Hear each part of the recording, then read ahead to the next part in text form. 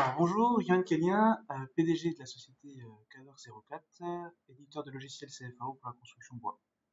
Et bonjour, Yvon Sébessi, donc responsable de Dietrich France, également éditeur de logiciels de CAO pour la construction bois. Et donc, on va vous faire aujourd'hui un exercice de BIM de communication, puisqu'on est concurrents à la vie, et ici, on a travaillé ensemble sur cette présentation commune.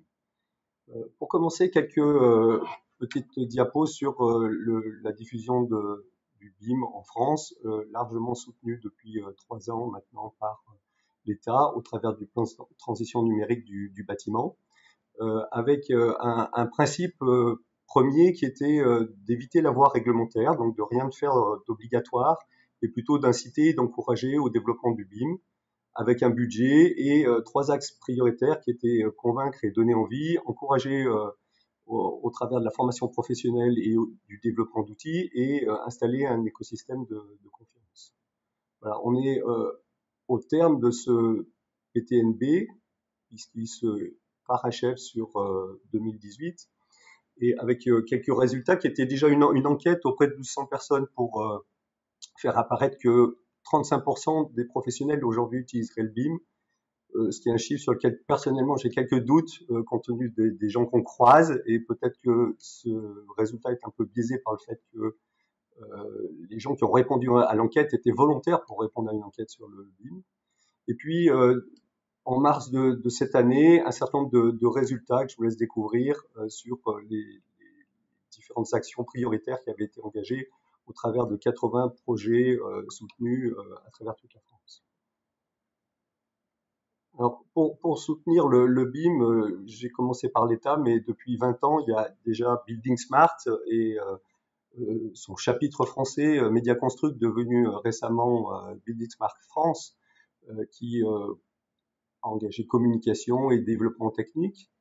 Mais en France, on aime bien multiplier les organismes qui traitent quelquefois un peu du même sujet. Et donc en 2012 est apparu Smart Building Alliance, qui est un groupement des industriels et des principaux constructeurs français.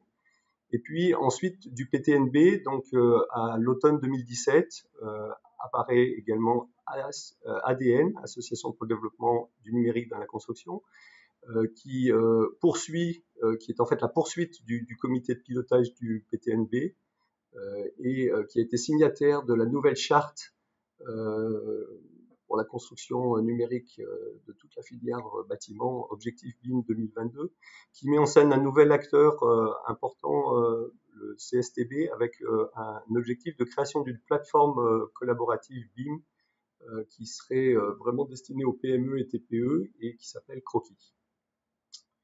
Voilà pour cette petite introduction. On va venir sur maintenant des analyses un peu plus techniques sur le BIM, en s'attachant d'abord à l'étude des flux d'informations. Alors, autour du BIM, tous les acteurs du bâtiment, et celui qui est le plus intéressé, c'est le maître d'ouvrage, puisqu'il est concerné d'un bout à l'autre de la vie de l'ouvrage jusqu'à sa démolition éventuellement.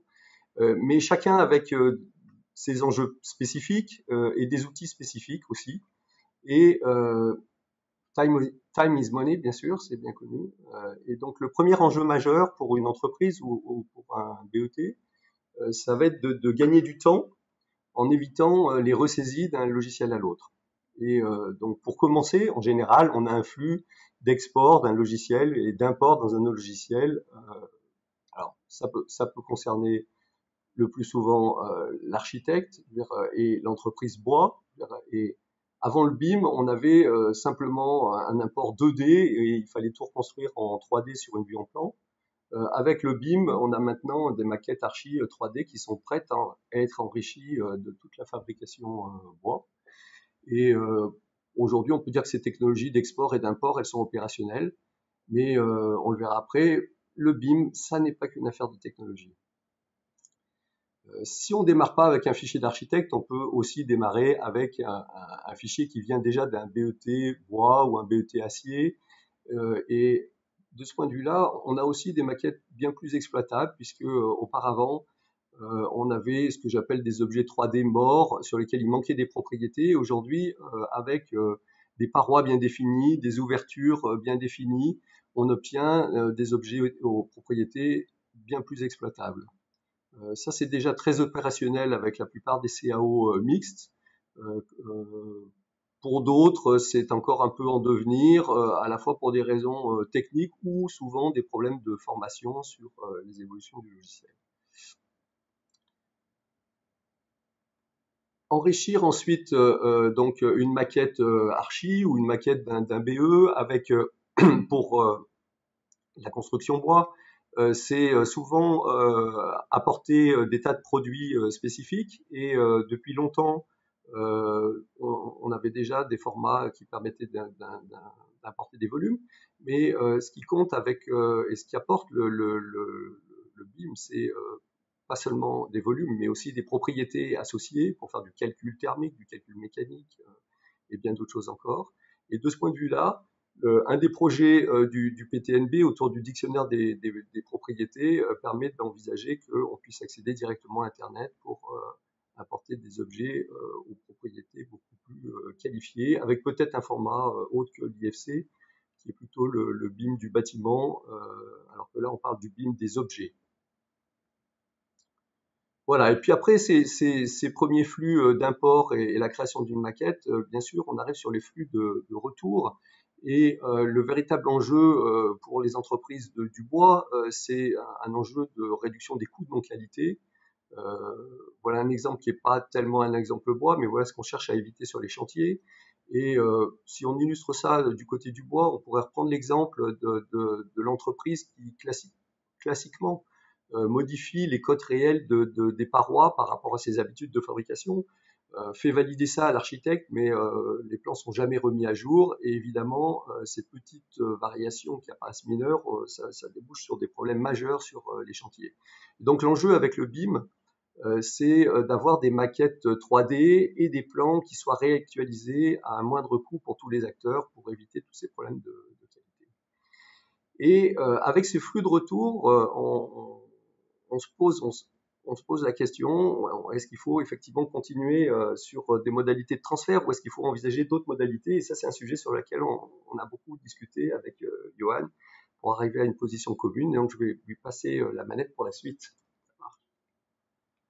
Alors, avant de parler de transfert ou de collaboration, on va juste faire un bref rappel sur quelques définitions. Donc, l'IFC, on est bien d'accord que c'est un format de fichier open source. Hein, IFC, ça veut dire Industrial Foundation Classes. À côté de ça, le BIM, lui, est un process, Building Information Modeling. Et enfin, la MNB, la maquette numérique du bâtiment, est une synthèse et un livrable destiné à l'exploitation du bâtiment. Donc, si on veut traduire tout ça en une seule phrase, la maquette numérique est une synthèse de fichiers IFC produite sous process BIM. Une fois qu'on est d'accord un petit peu sur cela, la différence entre transfert et la collaboration, c'est une interprétation. Le transfert, on va chercher à viser une personne spécifique. La collaboration, on va être plus dans un domaine d'échange multi-acteurs. Donc, on va essayer de traduire ça à travers un schéma. Ici, j'essaie de vous modéliser le point de vue d'un constructeur bois qui travaillerait pour une maquette numérique. Donc, il doit rendre un livrable, on est d'accord. Et il va recevoir des fichiers de l'architecte, du béton, du métal, du CVC. Ça, c'est son point de vue. Maintenant, avec un petit peu de chance, il y aura peut-être un aller-retour. Il va essayer de rendre des données à l'architecte pour essayer de dire qu'il y a peut-être une erreur, ou ainsi de suite. Ça, là-dessus, on va rajouter le point de vue de la personne qui fait le métal. On peut rajouter le point de vue de la personne qui fait le béton, le point de vue du CVC, et on avance comme ça. Et on se rend vite compte qu'un process tel qu'il est défini ici, à travers des fichiers de type transfert, devient très complexe à gérer. En fait, limite impossible. C'est ce qui peut se passer aujourd'hui sur la construction de certains bâtiments en process BIM, et c'est tout de suite, on va se rendre compte du problème. Les échanges ne sont pas fluides, et on a beaucoup de problèmes pour communiquer et venir modifier les données. Pour essayer de corriger un petit peu ça, beaucoup de monde a commencé à éditer des documents qui sont les chartes, les cahiers des charges ou encore les protocoles qui viennent nous aider, nous aiguiller pour mettre en place les protocoles BIM sur la construction d'un bâtiment. Dans ces documents, on peut relire la définition d'introduction la définition du BIM, Donc en fait, c'est une méthode de travail basée sur la collaboration autour d'une maquette numérique. Jusque-là, tout va bien. Chaque acteur de la construction crée, renseigne et utilise cette maquette et en tire les informations dont il a besoin pour son métier. En retour, il alimente la maquette de nouvelles informations pour aboutir au final à un objet virtuel renseigné, représentatif de la construction, de ses caractéristiques géométriques et des propriétés du comportement BIM pour un processus et maquette numérique pour un modèle. Donc, tout ça va nous donner un process beaucoup plus lean, beaucoup plus fluide. Un architecte va fournir un fichier master, ce qu'on appelle le master model, et en fait, c'est ce même fichier qui va être utilisé par tous les intervenants. En fait, le BIM étant un process, forcément, il y a une temporalité qui s'installe. On doit définir un ordre d'intervention des acteurs. Il n'y a pas d'autre choix. Un process, c'est temporisé.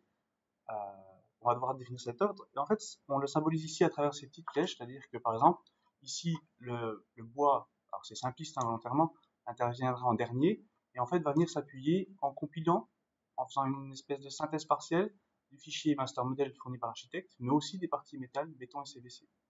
Et une fois qu'il aura fini de travailler, il va renvoyer un fichier IFC vers la maquette numérique, qui n'est qu'une synthèse de tous les fichiers IFC de tous les acteurs.